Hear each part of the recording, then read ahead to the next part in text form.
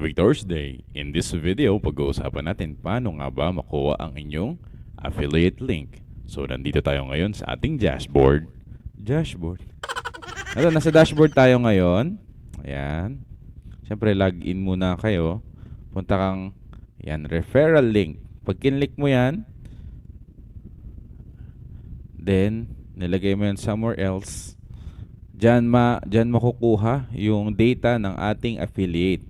Dito nila itatype yung personal info nila, ang gusto nilang username and password. Yan, bahay nila para pag tumakas sila, madali nyo mahuli. So, ganun lang. Kumbaga, gagawa kayo ng Facebook post. Halimbawa, ayan, konta tayo sa aking account. Yan, gusto niyo bang magnegosyo na walang nilalabas na kapital? Be my affiliate. Then, post the link. Ayan. Parang ganyan. Sample natin. Post natin.